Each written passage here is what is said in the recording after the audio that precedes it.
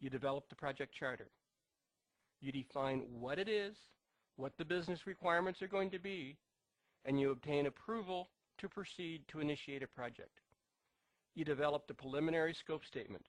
You define specifically what is going to be required and how the project is going to accomplish it, how long it's going to take, how much money it's going to cost, and again, you solicit a second level of approval that it's okay to proceed based on the scope statement.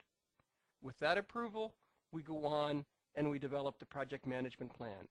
How are we going to actually manage the delivery of our project?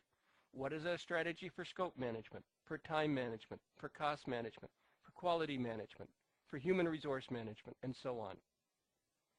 Once we have all of these planning processes in place, we go in and we direct and manage the project execution.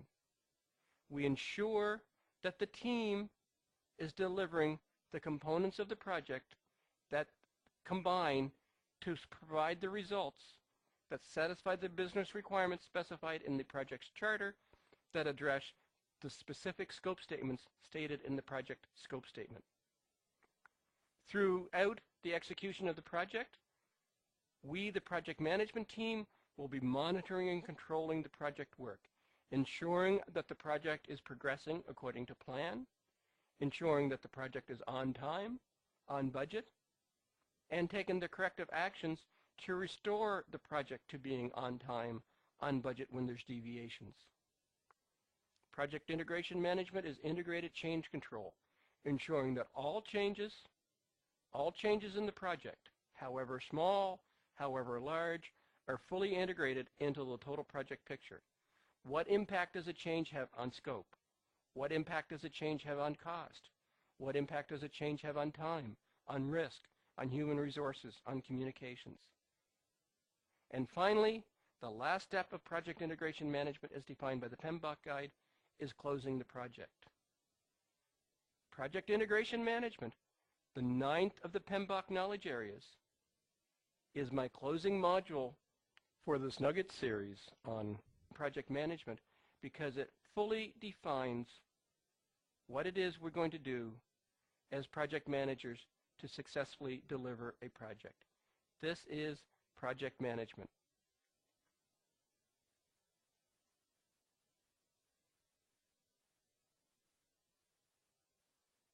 If we properly deliver, if we properly complete the requirements of project integration management, adhering to what we've learned from the other knowledge areas, our project will be successfully delivered. The first step of project integration management is developing the project charter. In the project charter, we work with the business, or often the business themselves define the business requirements. We need to define the specific business requirements at sufficient level of detail, at sufficient clarity, that we have a clear definition of what. That's what the business requirement is all about. It defines the what. This is what the project must do. This is what the project must satisfy. This is what the project will improve in the business overall environment. The project charter is developed from the business viewpoint. It focuses on the what. We will be doing a high-level feasibility analysis. We will be doing a high-level cost justification in the project charter to ensure that the project makes sense. Before we invest valuable company resources and valuable company dollars into a project plan, we need to first do a high-level feasibility study. Is it technically possible? Is it economically possible? Is it possible in the timeline required? Is it possible with the resources available to our company? We need to make sure that the project makes sense, that it's doable. And with that in place, we then secure formal commitment.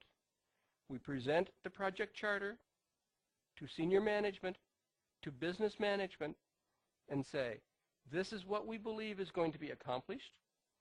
This is what we're going to do. This is what it looks like, how much it's going to cost at a very high level. Does this make sense? Do you, senior management, commit to the project? The PMBOK guide defines developing the charter as part of the project management processes as part of project integration management. Often, the project charter itself is developed well in advance of introduction of the project team or us, the project managers, into the process. That's fine. If the project charter is done in advance of our involvement on the project, we simply need to review and validate that the project charter exists. We need to review and validate that the project charter exists, that it's at the right level of detail, and that we have the formal commitment. There's nothing in project integration management that says we must create a project charter. What the PMBOK guide says is we must ensure that a project charter, that a well-defined project charter, that a properly project charter exists, and that we have the formal commitment. And to me, the only way to get formal commitment is with the evasive signature, and that is my signature. You must ensure that people are willing to put their name on this, that they believe with enough conviction that this is the right solution, the right decision, the right approach for our company, that they're willing to put their signature on it. With the project charter completed, approved, and signed off, the next step in project integration management is to flesh out the project scope statement. Take the project charter, take the business requirements defined in the project charter, and define which or all of the business requirements the project itself will accomplish. The project charter may say, we need to do A, B, C, D, E, and F to accomplish this overall business requirement. Your project may only be doing B, C, D, and E, A and F, the preliminary part of the business requirement, and F, the last part of the business requirement, may not be involved in your project. The business may be doing that through another project.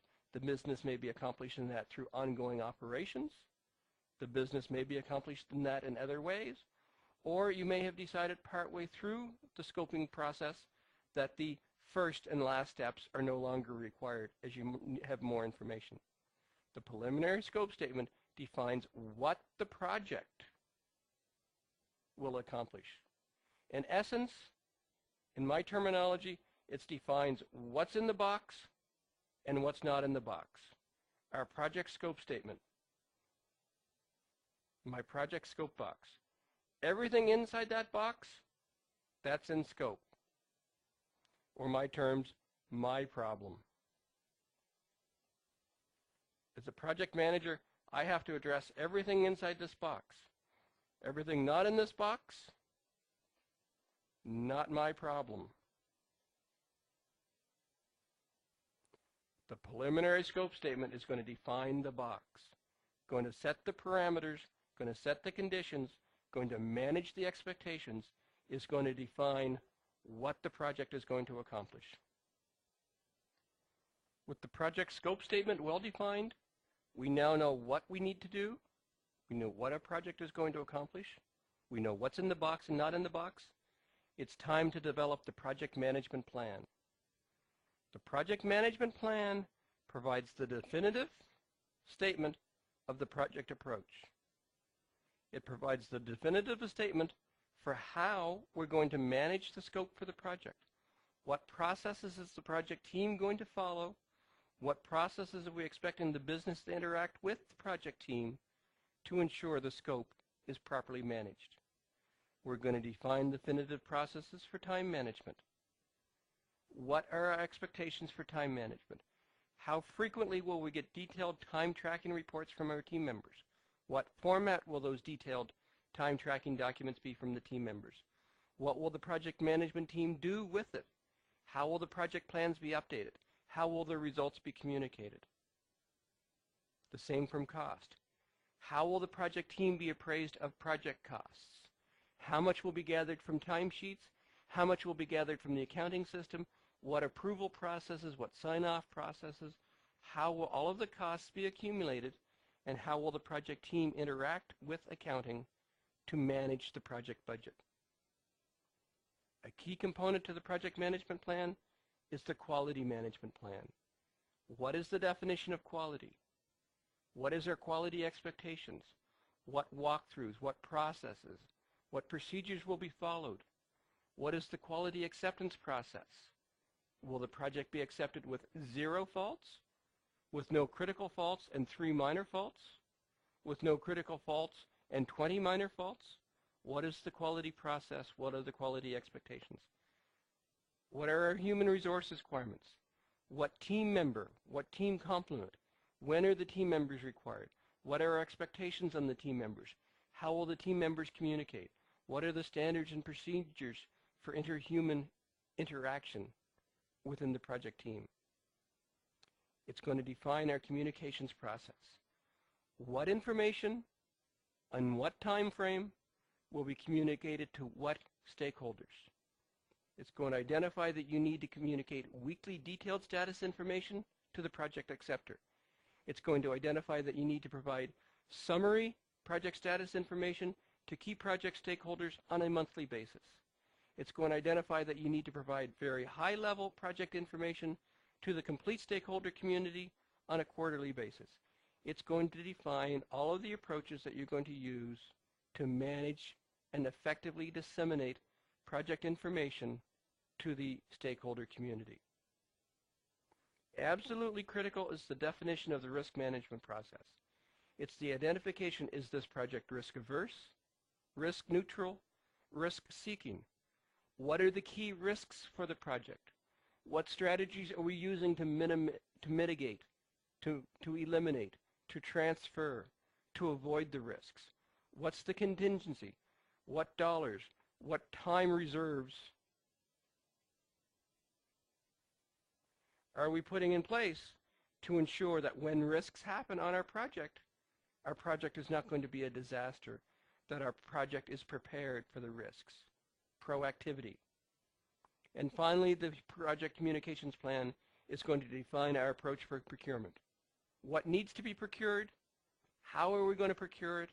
How much are we going to procure? When are we going to procure it? And how are we going to manage the procurement process? The project management plan is the definitive statement of the project approach. From a PMI PMBOK viewpoint, all plans, all projects must include a project management plan. And the project management plan must address all of our key components to project delivery. How detailed, how comprehensive the project management plan is going to be dictated by the size, the complexity, the importance of the project. Smaller sized projects may have a 5-page project management plan.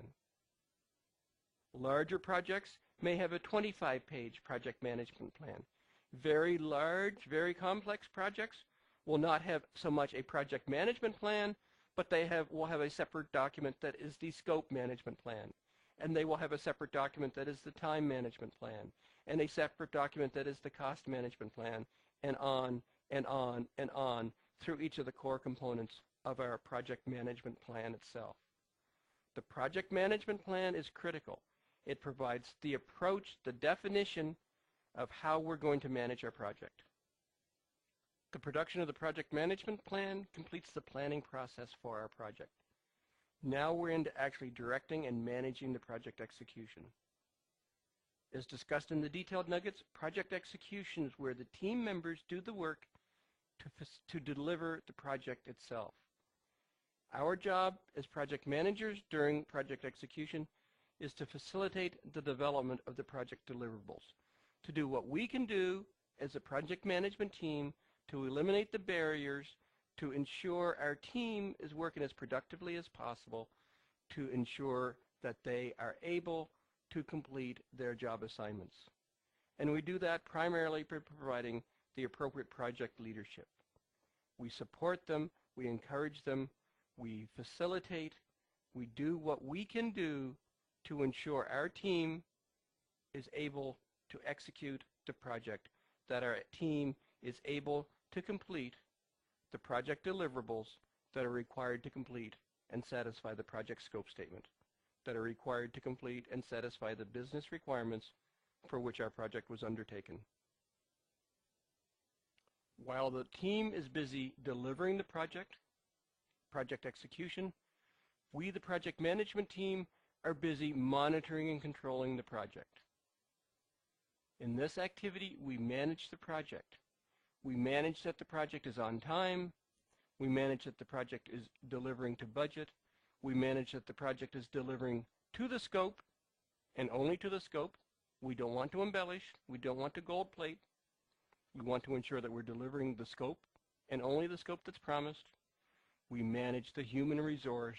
We manage the communications. We manage the procurement. We manage the risk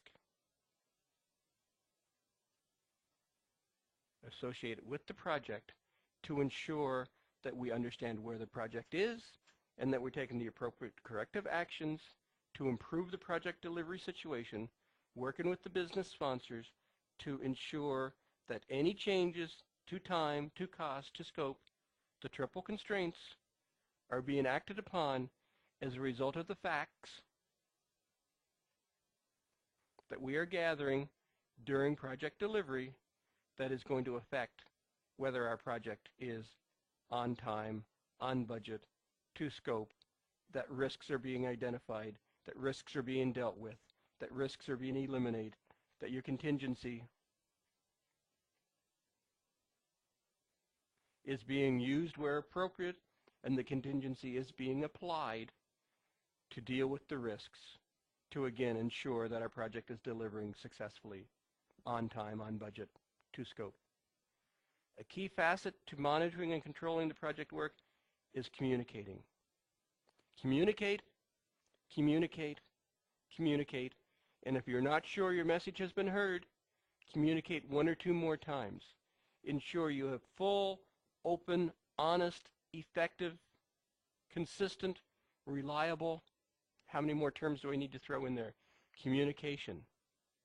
It's your job. You're the project manager.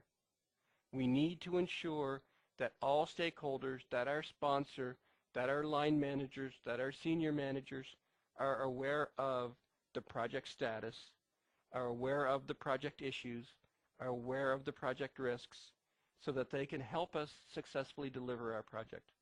Without proper communications, our stakeholders aren't apprised of our project situation and therefore aren't empowered, aren't knowledgeable to help us ensure the project delivers successfully. A continuous process throughout project integration management is integrated change control.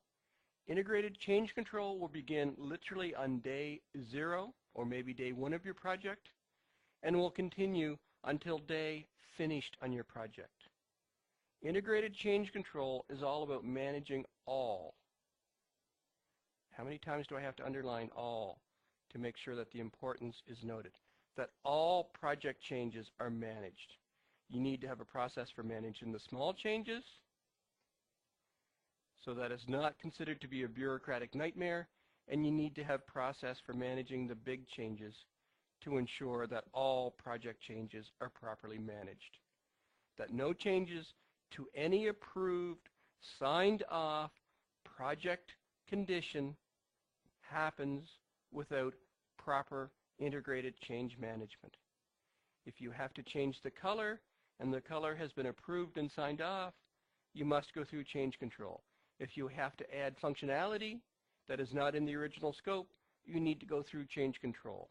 If you want to change anything that has been pre-approved on the project, it needs to go through change control. We need to have proper processes. We don't want to be seen as bureaucratic. We don't want to be seen as restricting project progress. We don't want to be seen as always saying no to the business or adding so much paperwork to the business that they perceive we're saying no. So we need to have a very streamlined process for making the small changes easy and effective while still managing them as changes, while ensuring we have proper processes in place to manage the big changes as well. Integrated change control is all about ensuring that all change is fully integrated into the project. All change is fully integrated into the project, meaning the change addresses the impact to scope, to time, to cost, to quality, to human resources, to procurement, to communications, and to risk.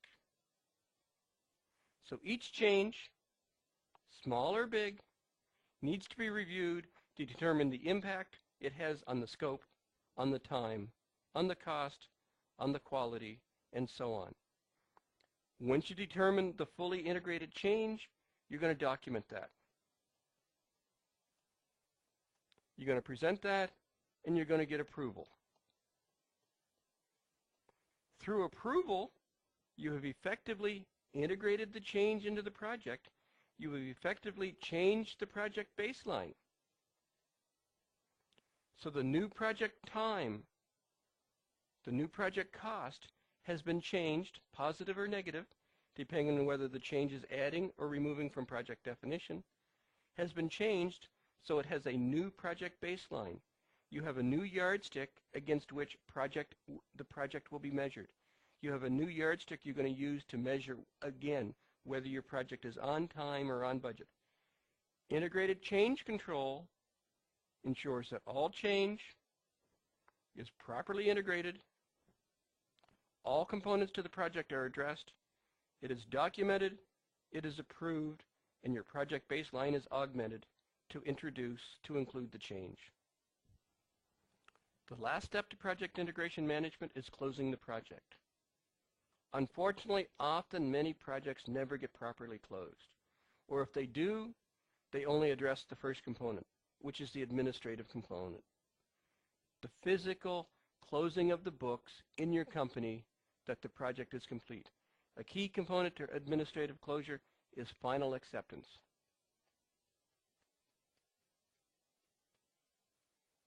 Getting a signature, getting approval from the project sponsor, from your project acceptor, that the project has satisfied their business requirement that we defined way back in the project charter, and that the project has completed, that they no longer have any obligations, that yes, they are happy.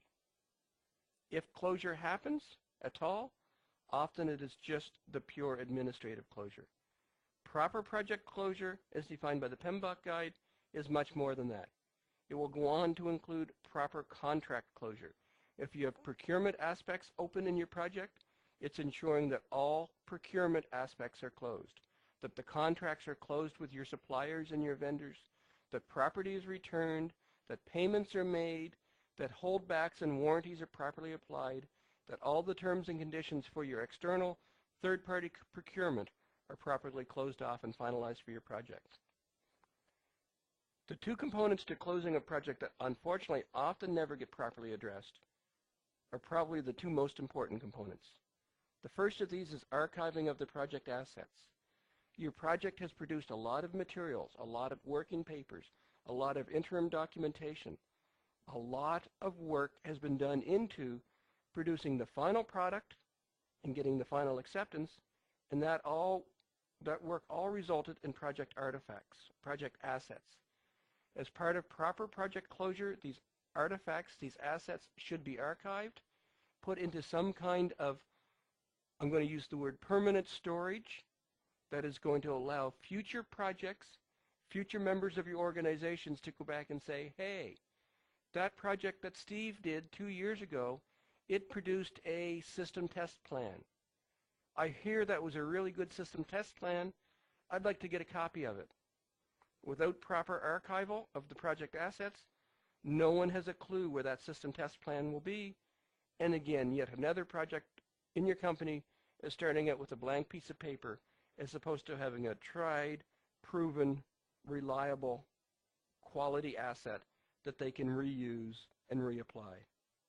And the final component to closing out the project is harvesting of the lessons learned. What did we learn from this project? What did we do well? What would we like to repeat? What mistakes did we make? how would we avoid making them in the next project?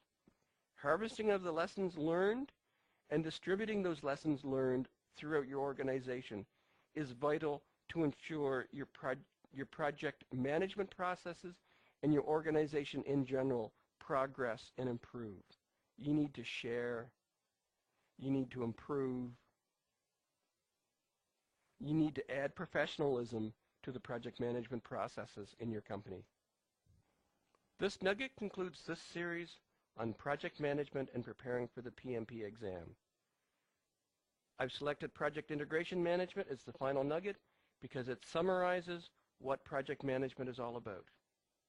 Project management is all about initiating the project, developing the project charter, ensuring that we have a full, firm understanding of what the project expectations is, what the business wants from our project. Project management is all about developing the preliminary scope statement and developing the project management plan. It's planning the project to ensure that we have a full, comprehensive strategy for successfully delivering the project. Once we have a proper plan in place, we bring in the project team and they execute and deliver the project. They complete the project deliverables. They address, they complete, they produce the results that the business is looking for. During the execution of the process, we monitor and control the process to ensure that the project is delivering on time, on budget, to customer satisfaction, and we take the appropriate corrective actions to correct the project when there are deviations from the original plan. Project management is all about integrated change control to ensure that all changes are properly documented and that all changes are fully implemented, fully integrated into the total project picture. And then finally, project management is all about closing the project to ensure that we've archived the project, that we've gained final approval and final acceptance, we've closed out all of our third-party procurement processes, we've archived our records, and we've harvested our lessons learned.